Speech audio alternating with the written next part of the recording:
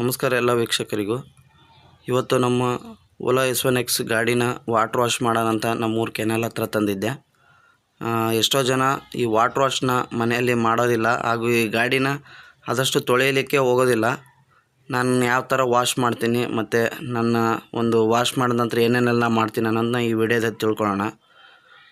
ಈ ಪೆನಲೆಲ್ಲ ಇದಾವಲ್ಲ, ಇಲ್ಲೆಲ್ಲ ನಾನು ಯಾವಾಗಲೂ ನೀರಿಂದ ಹಾಕ್ಬಿಟ್ಟು ನಾನು ವಾಶ್ ಮಾಡ್ತೀನಿ. ಪೆನಲ್ಗಳಿಗೇನು ನಾನು ಭಯಪಡೋ ಅವಶ್ಯಕತೆ ಇಲ್ಲ. ಯಾವುದೇ ವೆಹಿಕಲ್ ಆಗಲಿ ಆರಾಮಾಗಿ ನಾನು ನೋಡ್ತಾ ಇರ್ಬೋದು. ನಾನು ಡೈರೆಕ್ಟ್ ನೀರನ್ನೇ ಹಾಕ್ತಾಯಿದ್ದೀನಿ ಈ ಪೆನಲ್ ಮೇಲೆಲ್ಲ.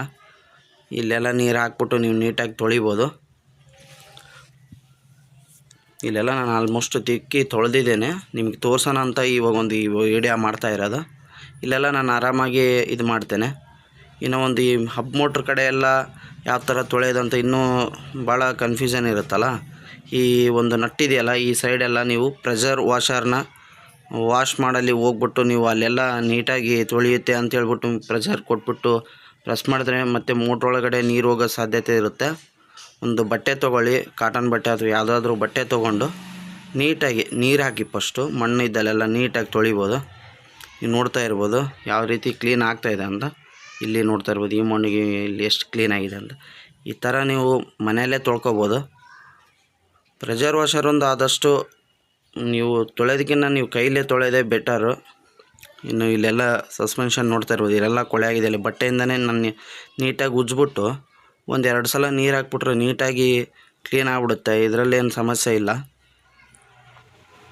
ಇನ್ನು ಈ ಕಡೆ ಕಂಟ್ರೋಲರ್ ಇದೆಯಲ್ಲ, ಇಲ್ಲಿ ನೋಡ್ತಾ ಇರ್ಬೋದು, ನೀವು ಕಾಣ್ತಾ ಇದೆ. ಈ ಕಂಟ್ರೋಲರಲ್ಲಿ ನೀವು ನೀರು ಉಗ್ಗಕ್ಕೆ ಹೋಗಬೇಡಿ, ಕೈಯಿಂದಾಗಲಿ ಪ್ರೆಷರ್ ವಾಷರಿಂದಾಗಲಿ. ಮತ್ತು ಅವು ಪ್ಲಗ್ ಕನೆಕ್ಷನ್ ಇರ್ತಾವಲ್ಲ, ಅಲ್ಲಿ ನೀರು ಬಿದ್ದು ಮತ್ತು ನಿಮಗೆ ಸಿಸ್ಟಮ್ ಇಶ್ಯೂ ಅಥವಾ ಎರರ್ ಅಂತ ಬರೋಕ್ಕೆ ಚಾಲು ಆಗುತ್ತೆ. ಇಲ್ಲೆಲ್ಲ ಸಸ್ಪೆನ್ಷನ್ ನೋಡ್ತಾ ಇರ್ಬೋದು ನೀವು.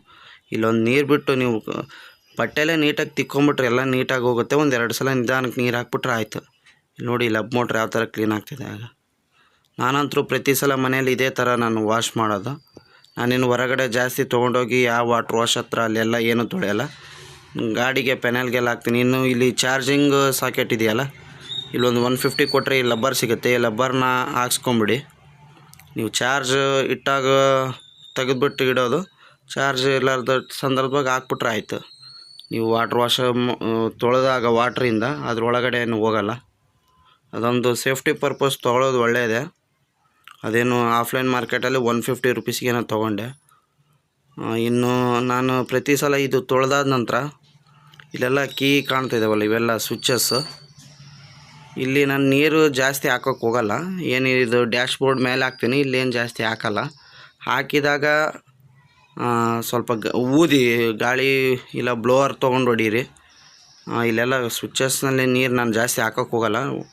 ಇಲ್ಲಿ ಬಿದ್ದಾಗ ಮತ್ತು ಈ ಸೆನ್ಸರ್ ಕಡೆ ನೀರನ್ನೇ ನಾನು ಜಾಸ್ತಿ ಹಾಕಲ್ಲ. ಹಾಕಿದ್ರೆ ಮತ್ತು ಅದು ಸೆನ್ಸರ್ ಪ್ರಾಬ್ಲಮ್ ಆಗ್ಬಿಟ್ಟು ಗಾಡಿ ಮುಂದೆ ಹೋಗಲ್ಲ.